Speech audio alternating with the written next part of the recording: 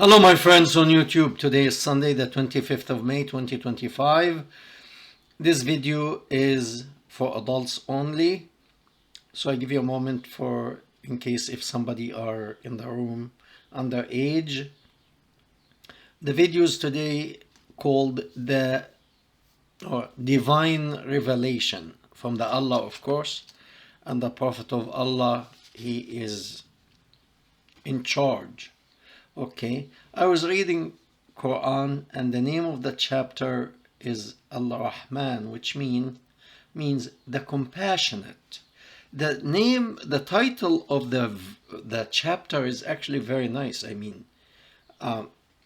Compassionate, or that who offers mercy, forgiveness, and so on and so forth.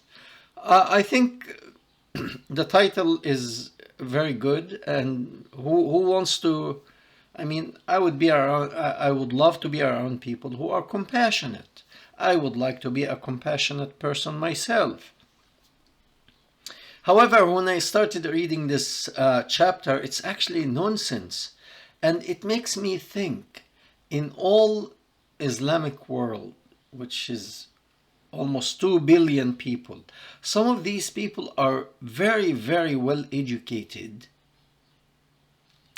And those who are educated, they stay away from this nonsense, most of them.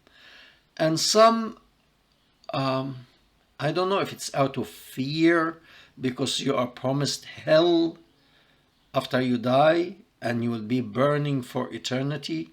So to play it safe, they say, okay, you know what? It sounds so graphic, so let me play it safe. Anyway, it's your business, but if you really look carefully, it's a lot of junk. I'm sorry to say it. Actually, I'm not. I shouldn't be sorry. It is a lot of junk. And okay, you want to read junk and you want to study junk, that's your business. Nobody can tell you not to do that. Sorry, the sun just hit my eyes directly. Anyway, if you want to believe in junk, that's your business. But it's a problem when you start propagate this nonsense and believe that it's good.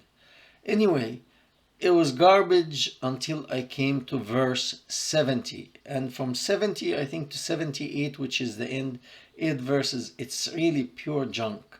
And I'm going to elaborate on this. And I hope whatever I say, it can help people to examine this book and examine these verses in a better light. Because, there is no excuse really. So anyway, there is in the Arabic language and in many languages, some language actually they don't have singular and plural. They have only one form addressing everybody. Fine. And some, like the English language, you have single if it's only one individual. If more than one, it's plural. In Arabic, it's a bit different. You have singular male and singular female, double male and double female. So when you are addressing a singular male, you address him in a certain way. If you are addressing a singular female, you address her in a certain way. When you are addressing more than two, then this is the plural. And there's plural male, plural female, plural mix, and you have to address, conjugate the sentence accordingly. Anyway, so I'm saying that because I'm going to read the Quranic verse is speaking to singular male here. And you don't know who. Actually, it could be singular, one male, one female. Who knows? And this in this Quranic verse, that in that Quranic chapter, that verse is repeated 31 times in the same manner. Is like he doesn't have anything to say, so whatever stuff you can stuff in to make the chapter longer. So here, starting, I mean, the whole thing is junk, but when you get to verse 70, it's true junk. So we're going to take it from 70 on, and if there's time, we'll go from beginning and see. It's number 70, it says, فِيهُنَّ خَيْرَاتٌ حِسَانٌ. There will be, okay, before I start, you know, if you have a child, your son or your daughter who is 6-7 years old, sometimes we entice them to do their homework. We tell them, okay, if you finish your homework by 5 o'clock or 6 o'clock, I'm going to give you a piece of chocolate, or a chocolate cake after dinner, or a piece of candy, or what have you, so that the child can do whatever he is supposed to do or she is supposed to do, and you reward them with that piece of candy or chocolate. When you have an adult person, a piece of candy or chocolate may not be enough. So there has to be something correspond to the candy to get this person to do what you want him, specifically him, to do. What is that? Sex. In the teaching of the Prophet of Allah, may the blessing of Allah be upon him. So in chapter 70, it says, in all gardens will be noble, pleasant mates. Beautiful. Okay. Girls. Of course, houris. And these houris are virgin. Wait, it will come even to be more than virgin. All right. And this is the verse that it's repeated 31 times, and it's just stuffing. Okay. فبأي آلاء ربكما تكذبان. Then in which of your Lord, then in which of your Lord's favor will you both deny? Who are these both? Two individuals. Is he talking, I don't know, pretending he's talking to the human ancestor as it is in the Quran, Adam and Eve? Is it two individuals at the time of the founder of Islam? Two individuals were telling him you're a liar, and he was trying to tell them, no, you don't understand. We don't know. But that verse, both of you denying. Both of you denying. Two of you. Who are these two? I mean, if you are bringing the word of God for eternity, you should be talking to history and the future history and the people who come after you. So if two people told you are a liar and you are talking about them, trying to vindicate yourself from that situation, why is that an issue for me? Somebody calling you a liar, and now you are confusing me and you are confusing future humanity because you are putting two people told. I mean, I am very sure whether it's Buddha, Jesus, Moses, whoever came with a message before, I'm very sure some people told them you are lying. Okay? But you don't elaborate on this. Okay, you think I'm lying, I can't force you to believe what I believe. On your way, I have my plan. But here he is defending himself. If he is talking to these two people who are telling him you are lying, or are you talking to history, or You are trying to make a message and you are stuffing whatever you like in, and because people around you are ignorant and illiterate, you are just stuffing anything. I don't know.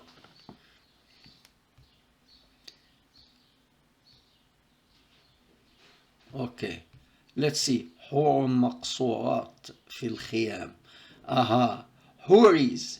There will be maidens. Maidens who are the houri women. Huh?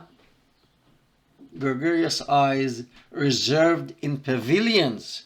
So his imagination runs wild about what kind of houris, and they are virgins, and so on and so forth.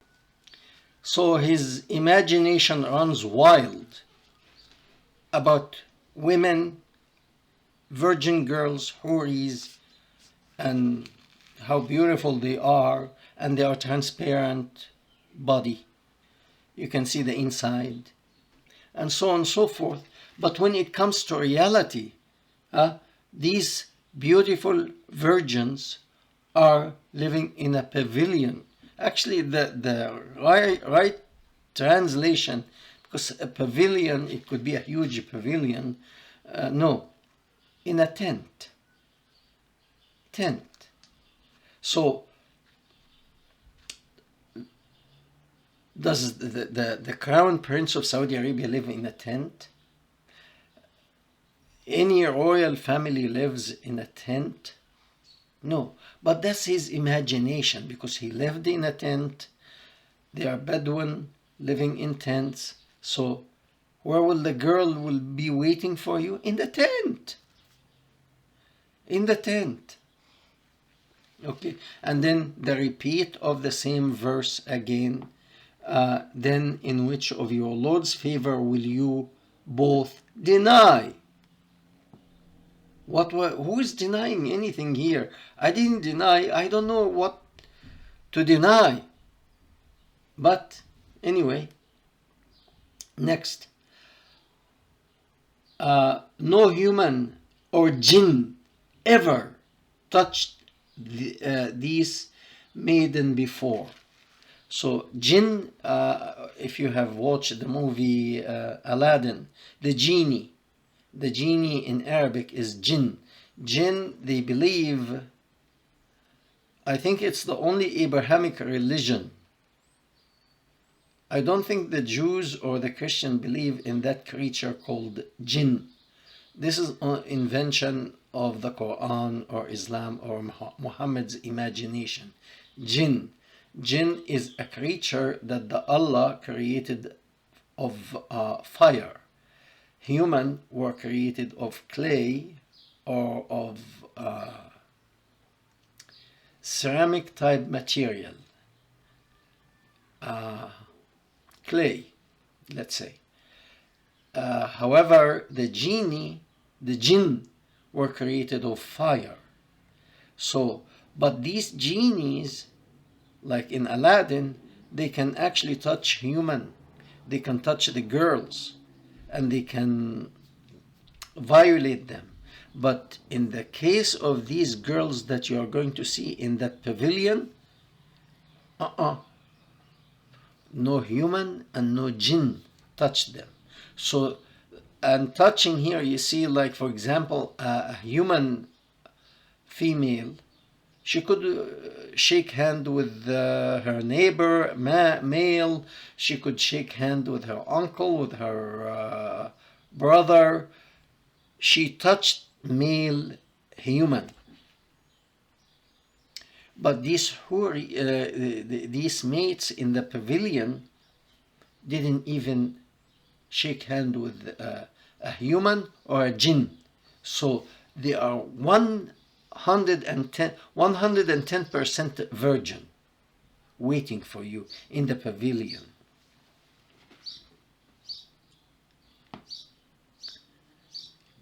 And the repetition of the same thing over and over again. Then which of your Lord's favor will you both deny? And this is the final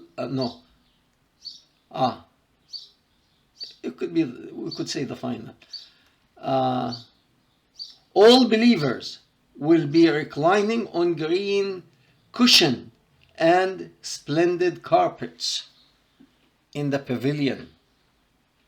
Still in a pavilion, in a tent, but you will have a recliner, and you will have a cushion, and you will have beautiful carpet. That was his imagination when it ran wild with the surrounding situation around him. But when it comes to, I'm sorry, but this you could say he is really, this is like a pornographic material, really stimulating the senses of corrupt mind men. Okay? And then the repetition of the same verse again. Then which of your Lord's favors will you both deny? Okay? Blessed the name of your Lord, full of majesty and honor. Okay, and that's it. But let's go back to the very beginning of this chapter.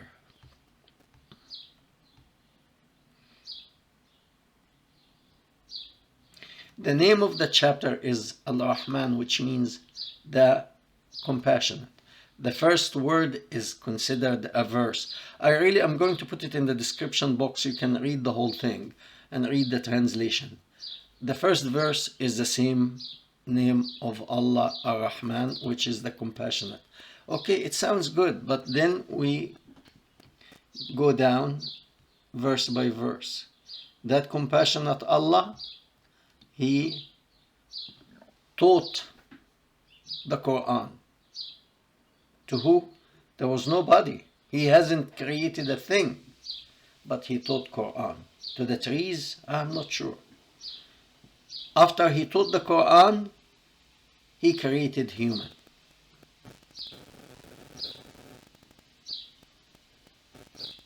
After He created human, He taught human to speak. In Arabic, I mean, you say the chosen people are the Jews. Muslims know that. Why don't the Jews speak Arabic? They speak Hebrew. Did He teach in Arabic or in Hebrew? Or in Chinese? Okay. There is no connection. He brings about teaching people to speak, and then He speaks about the sun and the moon. Whatever, something from east, something from west, something from the food, something from the girls, something from the houris, something from the men. Just the thing is, if you read Arabic, it rhymes. That's the only thing. And probably He was trying to make it, I don't know. He's trying to make a poet or... Okay. The sun and the moon travel in precision. What does the sun and the moon have to do with teaching human to speak, and before that God created human? Okay. And the stars and the trees bow down in submission.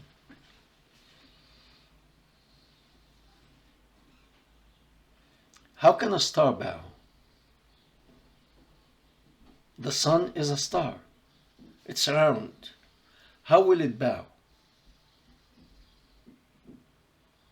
Get a basketball and tell me, because it's spherical, tell me how would this basketball or football or whatever bow? Not only that, the trees. What does the tree have to do with the sun? And both of them bow. Not the sun, the stars, I'm sorry. They bow. How would a tree bow? raise up two largest two branches and say Allah and bow. And he continued, as for the sky, he raised it up high, and the balance of justice. So after the stars bow, the trees bow, and Allah raised up the sky. He believed that there is a sky, and that sky is like a ceiling, and because Allah is very strong, He is holding it up without pillar. Okay, even if we say this is true, what does the scale have to do here with that miracle? The scale, he taught about the scale of justice. It doesn't say justice really, but they translate it to scale of justice. Okay. The next one, it's all, I'm going to end it here, but it's all so that you do not defraud the scale. So, because the scale in the past, normally it was two sides and you put the weight and whatever product in the other side, and it has to be balanced. So some people used to actually tip the scale in Arabia. So he was telling them, don't cheat in the scale. Words really does not match, does not connect, and it goes on and on and on, the whole thing. I suggest read it, because it does not make any sense, especially if you know the Arabic language. Then it feels insult to your intelligence. And I'm hoping that by doing so, my little knowledge can help somebody to open this book and start with this chapter and read it carefully for yourself and tell me how much sense do you get from that. Thank you very much. Please subscribe, share, and comment too. Thank you.